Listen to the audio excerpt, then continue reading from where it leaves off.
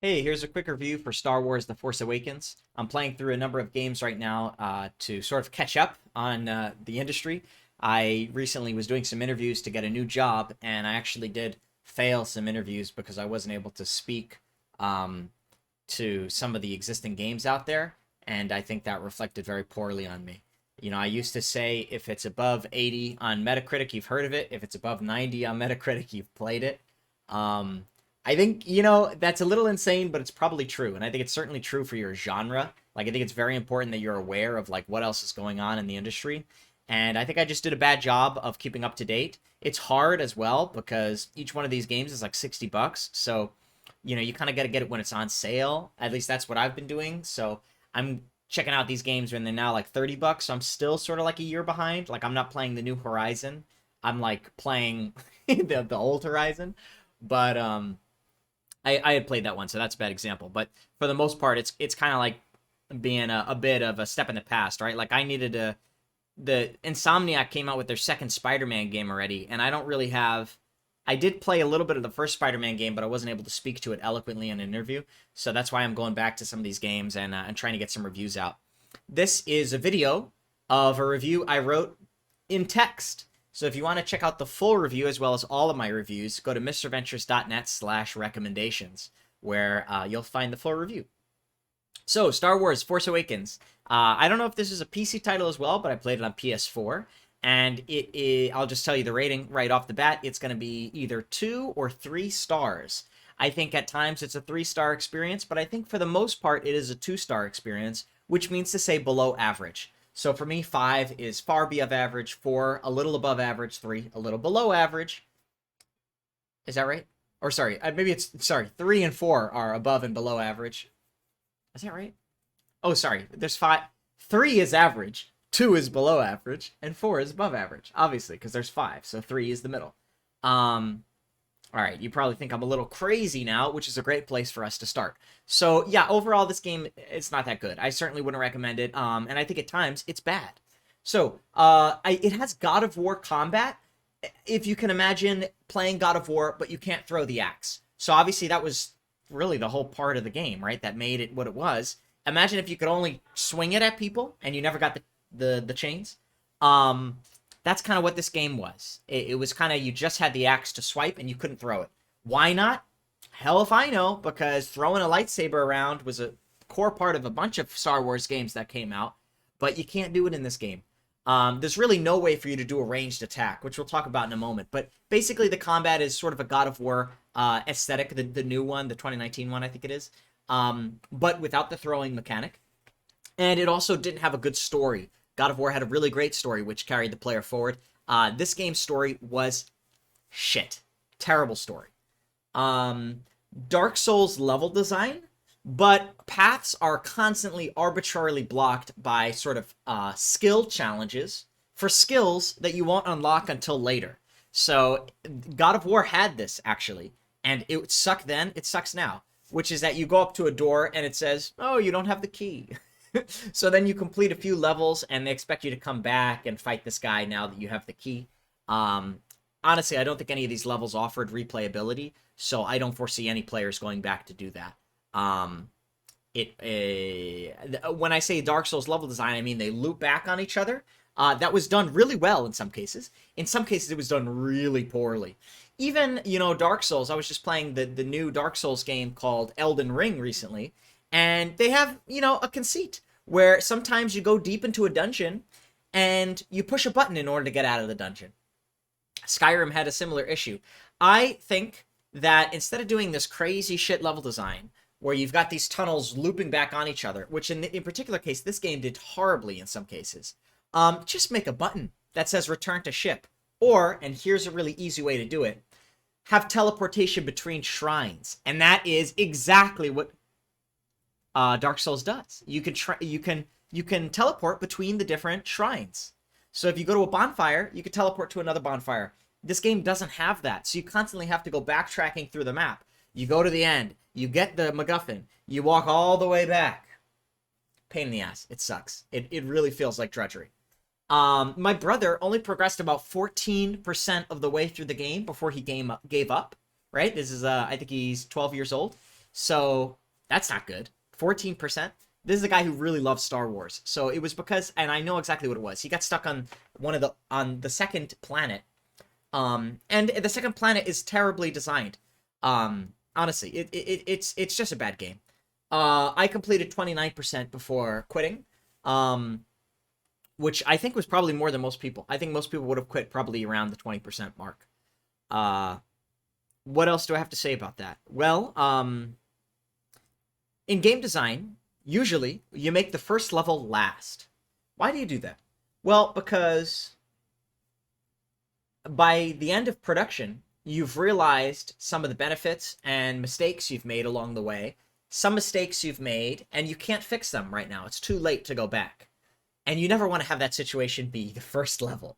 You want the first level to be the last one you do, so that everything you learned comes together on the first level, and it can give you can give the player the best impression possible during that level. It didn't seem like they did that here. The first level was one of the messiest I've seen, and then all the other ones were better. The game got better and better. So that is something to look forward to. If you got frustrated on the first level and you want to give this game a chance, I will say it does get better over time. But not much better. Now, I broke this review into a few sections. I have here narrative, audiovisuals, gameplay, and design, and tech. So we're going to run through it just like that. So let's get started on narrative. So the flavor text was incredibly boring. The worst flavor text I've ever seen. I felt strongly demotivated to investigate additional parts of the set dressing. In fact, they just stopped coming up randomly. So there was a few and then suddenly no more. The ones that I did get to hear were just terrible, like completely bland stuff. Like, I went up to a bunch of broken pots, and it said, "These pots are not from this region. They are incredibly fragile." Who the fuck cares, man? It was just horrible. I've never seen flavor text so bad. The opening of the game was incredibly weak. I think a chase sequence or similar would have been great to throw a bit of suspense into the mix. But basically, this guy says, "Hey, let's go fix this pipe over here." You go run over to that pipe where you have to do some climbing, and you fix the pipe, and then he dies. the guy you were hanging out with gets killed. It was really bad. There was really I couldn't understand the enemy beyond the fact that they wanted to kill us. I suppose there was a lot more backstory to this guy, but they didn't provide us with any connection to this character. Like, I seriously felt like we needed to discover his backstory, but there was no investment on this guy. It was just like, here's a likable white man, hope you like him, and he doesn't really say anything. He's just so bland. I think if you look at Horizon Zero Dawn, they did a great job with developing their lead white protagonist, Aloy, and they gave her a lot of character and some secondary characters who she'd be able to relate to throughout the progression of the full story. In this game, you have one other secondary character. They die immediately, and now it's like, okay, so I just got this bland character. Well, I don't know anything about him. He meets two other secondary characters, and those characters just proceed to shuttle him around to the different levels. They're basically his bus driver, but there's no rapport that's built up between those characters. It's handled horribly. We talk about games, I use this term plot pull. Plot pull means I am pulled by the plot to progress through the story, whether that's in a book or a movie, a TV show, or a game. And this game had pitiful plot pull. There was no plot, like, I didn't give a shit what happened to this guy. He might as well have just gotten stabbed in the first scene. They did a way more job of personalizing and creating empathy with the main character, the main secondary character, who they wound up killing off in the first scene. So I thought this was totally botched. The only backstory character in the game, your boss, is immediately killed. You get two buddies, but they do nothing but shuttle you around. Everyone in this game is incredibly forgettable.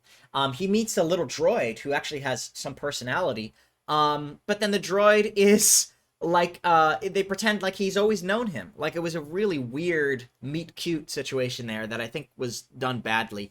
And it's crazy, because I just watched Star Wars 4, which is the first Star Wars film, which sort of started the franchise. And it's amazing how much characterization they have between R2-D2 and C-3PO. C-3PO being this very uptight robot who's always doing things by the book, even if it's not going to help the rebels. And R2-D2 sort of being that spunky, character who's gonna maybe do the thing that's not right, even if it's not correct, you know?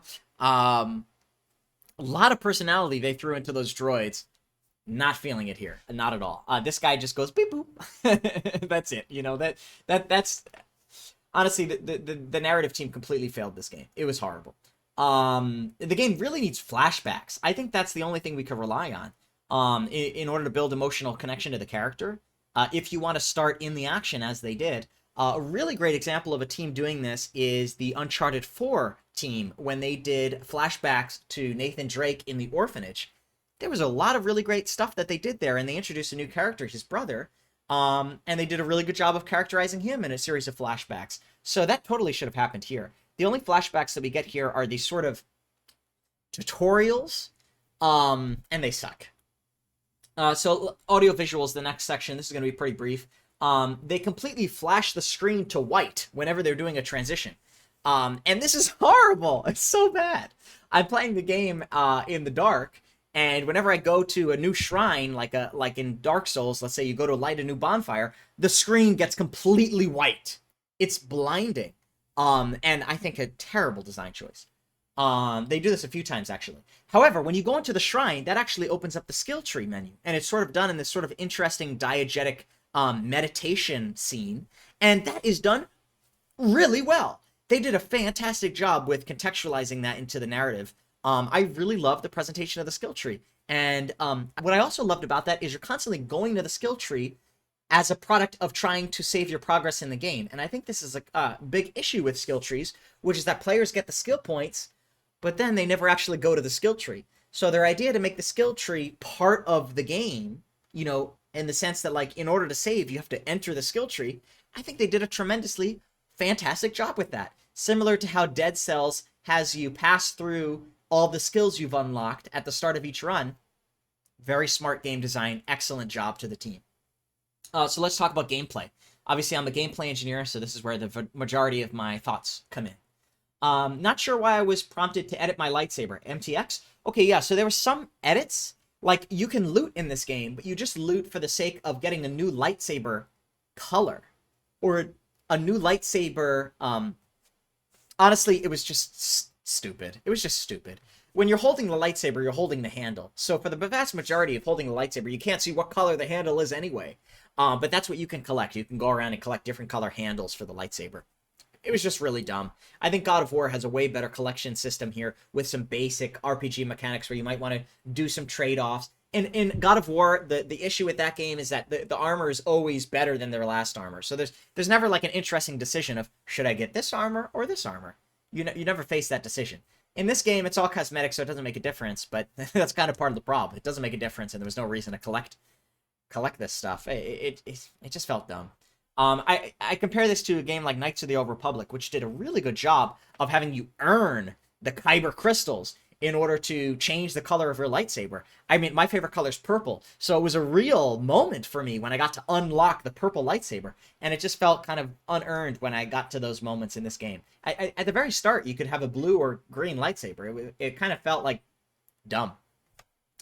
It would have been more cool if, like, you found the remnants of a maybe you find a Jedi who was killed and you collect his lightsaber. Maybe it was your dad's lightsaber or something from the heat of battle, and now you can choose to use his lightsaber. Or maybe the lightsaber, a particular lightsaber, could give you a certain buff when you're using certain force power affinities.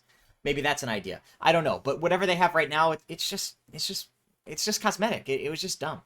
There was nothing there tying it to the gameplay. I didn't like it. It was a lost opportunity. Here's a really shitty design. I think one of the worst designs I could call out. I would say this is an anti-pattern, which is that when you die in the game, you have to push a button to respawn. Well, of course I want to respawn. If I didn't want to respawn, I'd just turn the game off, right? And there's only one button you could push, and it's X to respawn. So here's what that looks like. You die, 5 seconds, respawn screen, you push the button, 30 seconds, now you're back in the game. What should happen is, well, there's a bunch of ways you could do this, but almost all the ways I could think of are better than what they came up with here. One, you should just load the game again, and then push X, and boom, I'm back in the game, right? Why would you wait for me to push X before you load the game if that's literally the only thing I could do? Just anticipate that I'm gonna respawn and set up the game like that. It's so dumb. Like, it's not like you could like choose to continue or load last save. It's like it's literally just one button, respawn. So just push it automatically. It's so dumb that the game pauses for you to push a button. It should just respawn. It's an anti-pattern as far as I'm concerned. Loading times were pretty long. It's so interesting because I just played the game Persona and the loading times were really fast. Now I play Guardians of the Galaxy in this game and the loading times are very slow. So I was unhappy with how slow the loading times were.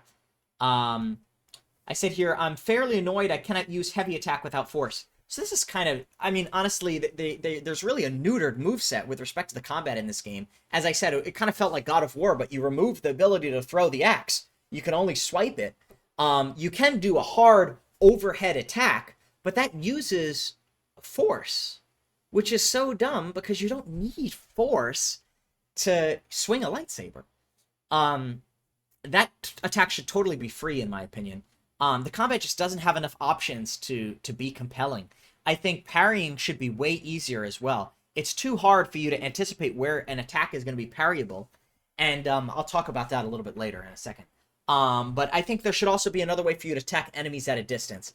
I think one way that you could seriously fix this game is just add some physics, where you could just add like some rocks that you can force throw at people, like pick up a rock and throw it at somebody like they did in the films. I think that would be way more interesting than, oh, this guy's shooting at me? Well, the only thing I could do is reflect it with my lightsaber.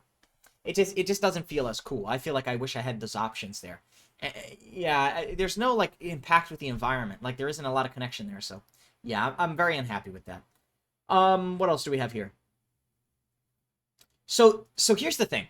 When you play the game, you complete level 1, and then they say, let's go to level 2, or you can go to level 3. And it's very clear the game wants you to go to level 2. But I decided, let's go to level 3. Let's see what's there. So this was the high-level planet.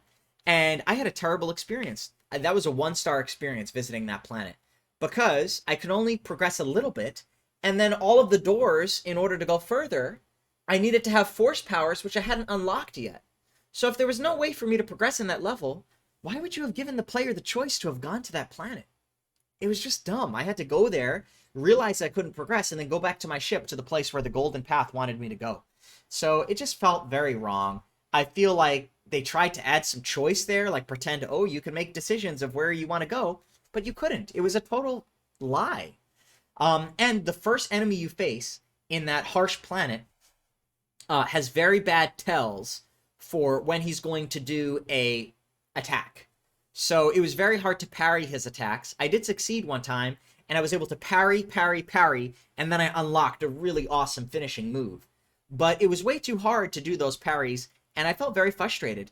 I actually, during the course of this, I had my difficulty setting set to 4 out of 5, and then while I was playing this game with this guy, I went down to 1 out of 5, so the easiest difficulty setting. And even then, I felt like I couldn't parry. So I realized it wasn't like a difficulty thing. It was just the game was doing a really bad job of telegraphing when I could attack. And there are attacks in this game that you cannot parry. It highlights in red. But this game commits the same sin that Sekiro did, where there are some attacks that do not shine red, but you still can't parry. So I think they just did a really horrible job with that particular enemy, and it did seem localized. So it's common with a video game that you'll spread out the work. So for example, some people will work on one level, some people will work on different levels. Some people will work on one enemy, some people will work on the other enemies. And that seems to be the case here. I would say for the vast majority of the game, the enemies were great and felt really good, but there was a few enemies that just sucked, and this was one of the enemies that was really bad. The very first level had terrible level design. The other levels had really good level design. So honestly, it was a little bit high and low. I think they needed better creative direction to get somebody to keep everything at the same level of quality, because the game is kind of up and down constantly. Okay, so in the game you can heal, and they kind of take the way Dark Souls did it with an Estus flask. You have these healing stems. First of all, from a narrative standpoint, I hate the idea that a Jedi needs to do all these drugs in order to gain health. We never saw that in the film franchise. I don't think that's been done anywhere in the fiction. The fact that, like, whenever he gets healed, he's like, hey, robot, give me the drugs. And then he stabs himself with this, like an EpiPen of, like, drugs. it sucked. It just felt so un-Star Wars to me. And I also think it was actually not a great fit for the game. I think it would have made a lot more sense for this character to recharge health over time, something similar to Halo. If you've seen the Halo mechanic, I think they do that really well. I think also we should have looked at a combat system like if you check out Mortal Shell, which is another Souls-like, they do a really good job of having, of course, the shell as their way to heal or sort of negate damage. I think something similar could have happened here. I totally think that mechanic could have been ported in some way, or otherwise just make it the Force that is protecting this Jedi from damage. Maybe prior to going into battle, I need to put on Force armor, which can then shield off a number of blows before I start taking actual damage. This idea that my Jedi is relying on constantly taking drugs in order to stay alive, it's just so stupid. I hated it. The combat was really difficult. Again, the main issue was I didn't have enough telegraphing for when I could parry certain attacks. But other than that, it felt really good. I will say that fighting the lower level enemies felt great, but it was a number of the mini bosses that felt really bad to fight against. So, but some of the bosses were really done. Like the AT boss, I thought was good. But a lot of the little fighting guys, like when you fight the base stormtroopers, that felt awesome, and it really captured the hero fantasy. So I think they did a great job with that. So yeah, the parry system, it was bad. There's a lot more to talk about there, but I'll just save you some time and say it was bad. The other thing I'll say is that there was a few times where I would die instantly, and I don't think it was fair. So when I fought the AT mini boss, the AT, whatever the name is, he's a big robot and he shoots bombs at you. Sometimes he would shoot bombs and they would cluster in a group of 3. And if you were in that group of 3, you would take damage from one bomb, and then before you could move, you would take damage from the other bomb, and then before you could move, you would take damage from the last bomb, and now you're dead. So there wasn't really any ability to fight. Like, you would just take one damage, and then while you're still stun locked, you'd take all the rest of the damage. So that felt really bad. I think whenever you take damage in this game, you should get a few amount of I-frames, which is a parlance, that means infinity frames, which mean, or invulnerability frames is what it means. So you can't take damage immediately after taking another source of damage. So if somebody punches you, and then they go to punch you again, that second punch doesn't count. You get to kind of get back up on your feet, and then you could fight back. That would have felt way better. Okay, so that was all the gameplay. Let's jump in through the design feedback. So the level design I thought felt extremely gamey. I haven't played another game since that felt so gamey. And this is what I mean by that. When I went to the space, it felt completely uninhabited. It felt like this space existed for the sake of creating a video game level and nothing beyond that. Like, for example, one of the places I went to was a base, and it was just completely idiotic. Like, nobody would have created a base in the way that this base was made if not for the conceit of, hey, we need a base for a video game. So it just felt super unrealistic, and I really didn't enjoy that. I thought they did a really bad job with level design. The first level was particularly bad with level design. The later levels were much better. So I think there was different designers who were working on these things. Climbing felt really bad. Really, really bad. They did a terrible job with the climbing system. This is more gameplay, I think, but it's funny because I just played a game with really good climbing system, Doom Eternal. And in that game, you can sprint onto a wall in order to instant grab it. In this game, you have to go to the wall, and then you have to push a button to grab the wall. Well, of course I want to grab the wall, because if I don't grab the wall, I'm going to fall to my death. So it was really dumb that I had to push that button. It felt very much like earlier, where I had to push a button to respawn, even though that was the only button I could push. And in this case, and this is the part that made me so angry, was that the button, in order to grab the wall, was binded onto the action to deflect a bullet with my lightsaber. So I would run up to a wall, jump, go onto the wall, like I'd be touching the wall and falling, and I want to grab it, and I'd push the button, and he would pull out his lightsaber as if he was trying to deflect a bullet instead of grabbing the wall in front of him. It felt terrible. It felt so bad. I can't even begin to say how frustrated I was playing that experience. There was many times where I had to grab a wall 4 or 5 times, constantly dying, running back around the level in order to try again. Not because I did input wrong, but because the game did a bad job of allowing me to do input. It felt really bad. It felt really bad. I didn't enjoy this game. Um, some of the higher level enemies didn't seem to have stagger states, which was very frustrating. It felt like my damage wasn't doing anything to them. Like I'd attack them and they wouldn't stutter or anything. It didn't feel good. There was some really awkward shrine placement. So shrines are essentially the bonfires from Dark Souls. There were some shrines, like this happened twice, where there would be and again, I only played 29% of the game. So there was a shrine, and then there'd be a lengthy cutscene, and then there'd be some enemies who I could die to. And if I died, I had to go way back up to the shrine, go down this elevator, which took over a minute. Then I'd go fight the enemies again, and then I'd die again, and then I'd respawn at the shrine, and I'd have to do this whole thing over. If I'm entering an area where I could die, they should have just added a shrine.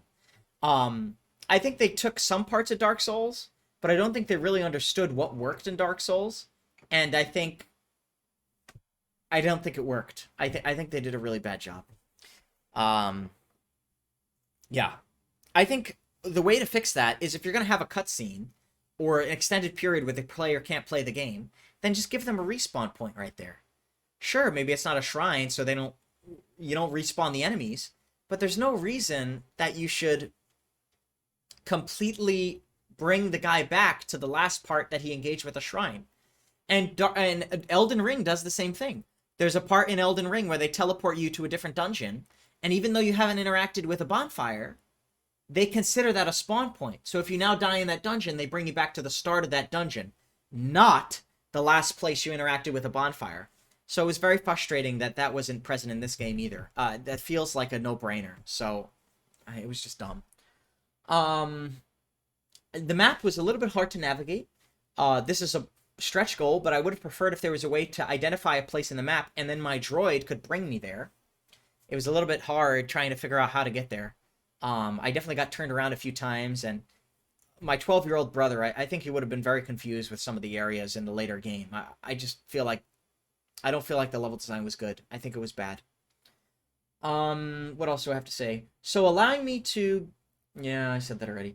So when you interact with an object, it will show a dot on it. Now that's actually a bad coincidence because, as you may know, one of the buttons on the PS4 is a dot. It's a circle. It's the circle button. Okay. So you go up to it, and then even though it shows a dot, on the bottom of your screen, it'll actually show you what button you need to push in order to interact with it. They 100% should have just put the UI icon that you need to interact with it onto the object. That way, when I look at it, I see a triangle, and I push triangle. Rather than I look at it, I see, oh, it's a dot, I go to it, now I'm next to it, now I'm within interact radius, now I look at the bottom of my screen and I see it's a triangle, now I push the triangle. Something simple, you know, it's something that you wouldn't even bring up in an actual game review, but I'm bringing it up here because I'm a game developer, so it's like little things like that stick out to me because they're so obviously wrong. It's very frustrating. You should definitely have been able to fast travel between shrines. I think I said that already, but I don't know why they didn't do that. There were some serious technical issues in the end of the game. I had frames that would last several seconds, so the game would just pause when there were several enemies on the screen, and it would take several seconds to process. And I had control problems throughout the whole game concerning the double mapping issue, where, you know, I tried to jump onto the wall, and it would pull out the lightsaber instead of grabbing the wall. So that was very frustrating. So overall, I would say that the game has some really good combat at times. When you're fighting the peons, it feels good. It feels like a 3 out of 5 experience. Sometimes a 5 out of 5 experience. There was some times where I really enjoyed, like, I felt like the AT boss fight was like 5 out of 5. I thought that was great. Where you could fight, shoot back the laser beam, and then, you know, use your force powers maybe to shoot them off in some way. All that felt good, but there was other times that felt like a 1-star experience, like the flavor text was terrible. The level design was certainly consistently 2 stars, very bad. And the story was very bad. It was a very bad story, especially given the IP that it's on top of, right? Star Wars, like, how do you make a boring Star Wars franchise? Well, man, you know what? There's actually been a few recent examples of some really boring Star Wars stuff. So overall, I would say not a good game. I don't recommend it. And I didn't enjoy playing it. That's all. Thanks.